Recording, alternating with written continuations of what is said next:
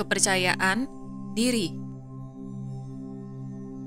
Melupakan esensi diri yang sesungguhnya ketika berada di sekolah bumi, membuat banyak orang melekatkan diri mereka dengan berbagai identitas palsu. Kepalsuan ini mereka dapatkan dari lingkungan sosial tempat mereka berada, yaitu pada matriks getaran 3D. Hal ini dimulai dari keluarga, di mana mereka dibentuk oleh orang tua mereka berdasarkan ajaran dari generasi ke generasi.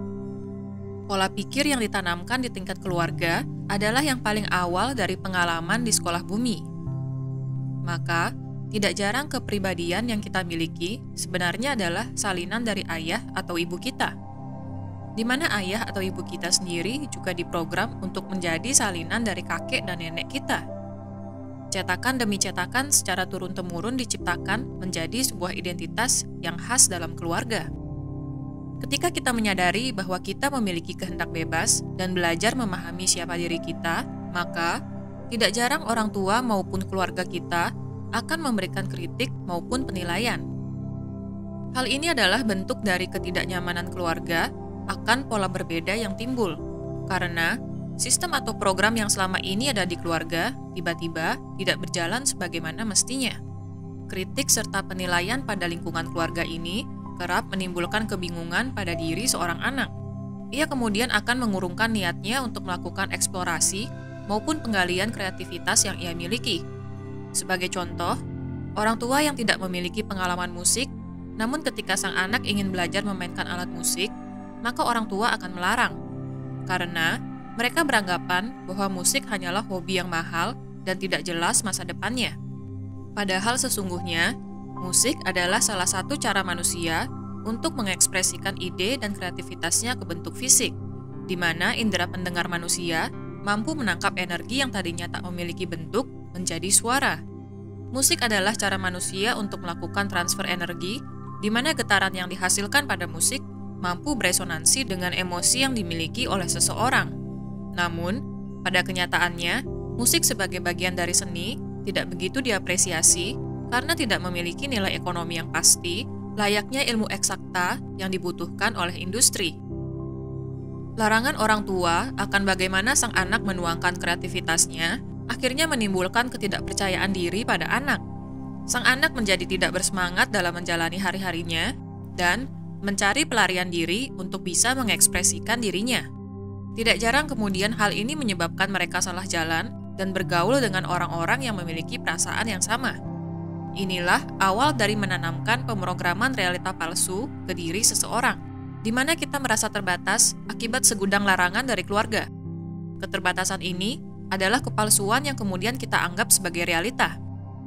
Ketika kita masuk ke sistem pendidikan, segudang aturan membatasi ruang kreativitas kita.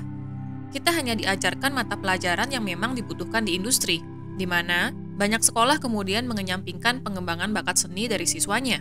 Banyak siswa kemudian menjadi kaku dan hanya berpikir menggunakan otak kirinya, di mana mereka hanya mampu berpikir secara logis dan penuh dengan perhitungan.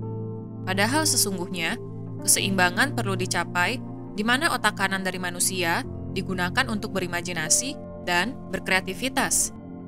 Pencucian otak dari tingkat pendidikan ini kemudian berlanjut hingga ke jenjang pendidikan yang lebih tinggi atau universitas, di mana semakin banyak orang berbaur dan beranggapan bahwa tujuan utama dari manusia adalah untuk menjadi tikus pekerja di industri. Hal ini kemudian menyebabkan umat manusia semakin lupa akan esensi dirinya dan kemampuannya untuk menciptakan realitanya sendiri. Kemampuan untuk menciptakan sudah lama dilupakan semenjak banyak larangan di tingkat keluarga hingga regulasi di sistem pendidikan pada matriks 3D. Bisakah rekan-rekan bertanya kepada diri sendiri, kapan terakhir kali rekan-rekan menciptakan sesuatu, mulai dari tahap imajinasi atau ide menjadi sebuah kenyataan dalam bentuk fisik? Apakah yang membatasi rekan-rekan dalam mewujudkan atau memanifestasikan ide rekan-rekan? Jawabannya mungkin ada pada ketidakpercayaan diri.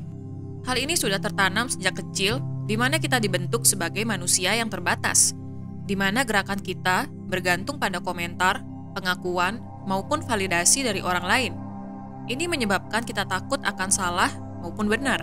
Kita tidak lagi memiliki inisiasi maupun keinginan untuk melakukan eksplorasi akan diri karena takut orang lain akan menyalahkan kita. Padahal sesungguhnya, kenyataan atau realita yang kita hadapi sekarang adalah cerminan dari diri kita sendiri.